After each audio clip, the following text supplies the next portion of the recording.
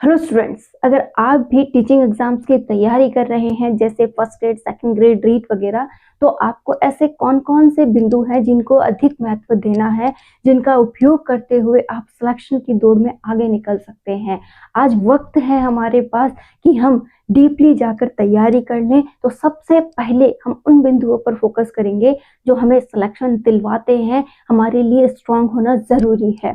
जैसे कि आप राजस्थान की ही टीचिंग एग्जाम्स की तैयारी कर रहे हैं, तो कॉमन बात है कि वहां पर राजस्थान जीके को अधिक प्रायोरिटी दी जाएगी। ठीक है, तो आपको राजस्थान जीके पर पकड़ मजबूत करनी होगी। और आप में से अधिकतर स्टूडेंट्स अपने फर्स्ट पेपर से डरते हैं कि ये मुझे आने वाला है नहीं, मुझे इसे बस स्कोरिंग टाइप ही पढ़ना है, थोड़ा बहुत पढ़ लूंगा जिससे कि मैं पास हो जाऊं, अदरवाइज मैं इससे ज्यादा पढ़ने वाला नहीं हूँ, अपने सेकंड पेपर को अधिक टाइम देता हूँ। जबकि आपको दोनों को इक्वल प्रायोरिटी देनी चाहिए। राजस्थान जीके को आप किस प्रकार से पढ़ें कि आपको इंटरेस्ट आने लगे, और उसके भी वो कौन से पार्ट हैं जिनको अगर अधिक महत्व दिया जाए तो आप राजस्थान जीके को स्ट्रॉन्ग कर सकते हैं।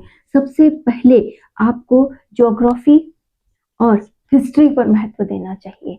यहाँ पर देखिए, आपको ये दोनों ही पढ़ने में थोड़ा बहुत बर्डन लग सकता है या पढ़ने में प्रॉब्लम आ सकती है। तो आपको करना क्या है, इन्हें मैपिंग के द्वारा पढ़ना है। आप राजस्थान का मैप लीजिए और उसे, जैसा कि ऑनलाइन वगैरह वो फिल किया हुआ भी आपको समझाया जाता है, या मार्केट से भी आप उसे ला सकते हैं भरा हुआ।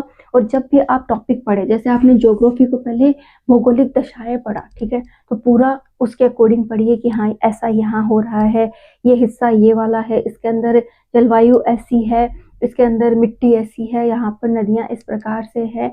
मतलब आपको पूरी पढ़ाई एक मैप के आधार पर करनी चाहिए। और जब भी आप पढ़ने बैठें तो अपने जो भी थ्योरेटिकल पॉइंट चल रहा है उसे, कहाँ के इलाके को समझाते हुए पढ़ाया जा रहा है, आप उसे समझते हुए पढ़ें। क्योंकि मैपिंग के द्वारा पढ़ी हुई चीजें हमें लंबे समय तक याद रहती हैं और वो बहुत यूजफुल है। ये आपकी डेली लाइफ में भी आपके लिए अच्छा रहेगा कि आपको पता रहेगा कि आप कौन से क्षेत्र में जा रहे हैं और वहां पर आपको कौन कौन सी सुविधाएं होने वाली हैं, या फिर वहां पर कौन कौन सी कमियां हैं। तो ये आपको नॉलेज में बहुत अच्छा रहता है और आगे आने वाले भविष्य में भी आपके लिए उपयोगी है।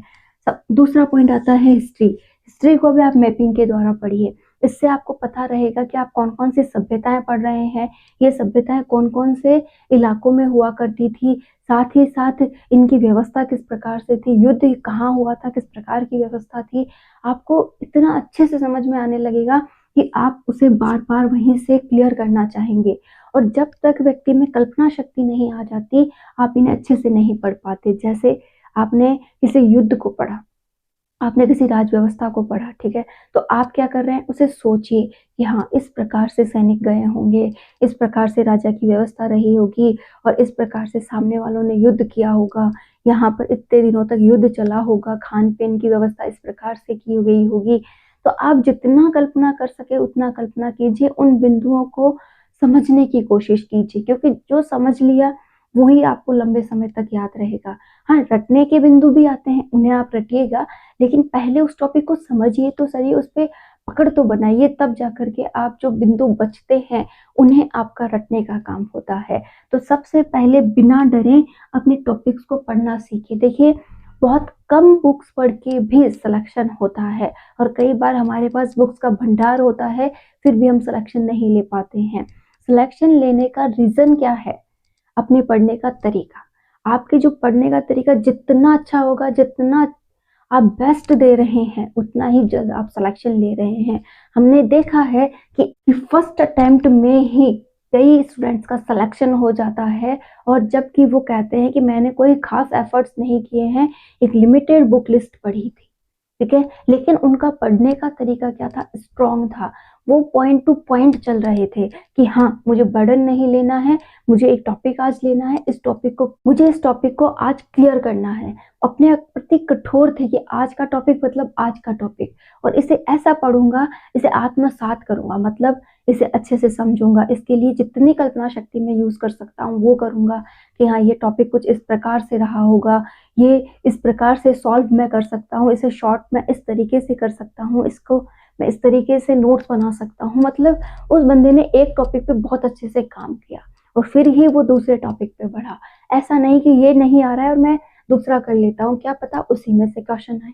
ठीक है, तो आपको भी कुछ इसी प्रकार से पढ़ाई करनी होगी कि बहुत कम मटेरियल लेकिन बहुत बार पढ़ा हुआ मटेरियल। कहा भी जाता है किसी एक बुक को 10 बार पढ़ना बेटर है बजाय 10 बुक पढ़ने के। तो आपको भी वही करना है, सीमित मटेरियल रखिए, बार बार रिवाइज कीजिए, बार बार प्रैक्टिस कीजिए। इनके बाद आती है साइकोलॉजी। साइकोलॉजी तो आपको अभी से पढ़ना स्टार्ट कर देनी चाहिए। एक एक बिंदु को समझिए। कई स्टूडेंट्स को ये टफ लगती है, लेकिन टीचिंग एग्जाम्स का आधार है और आपको जितनी बेस्ट आएगी, जितनी अच्छी आएगी, आप उतना ही ज़्यादा अपने कंपटीशन को क्लियर करने के पास हो जाएंगे। साइकोलॉजी पर आज से ही आपको पकड़ बनानी है। इसमें भी कल्पना शक्ति का ही उपयोग होता है।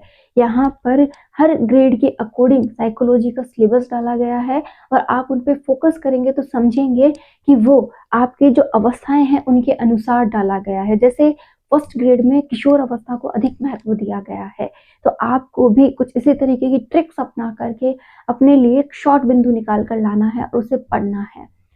यकीन मानिए टीचिंग एग्जाम्स बहुत अच्छे से क्लियर किए जा सकते हैं।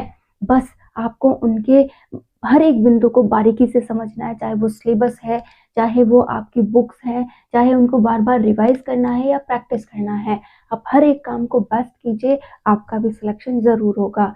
आज से ही आपको आपकी कोई भी ग्रेड की तैयारी है उसे बहुत स्ट्रांगली करना है और हर एक बिंदु को महत्व देना है।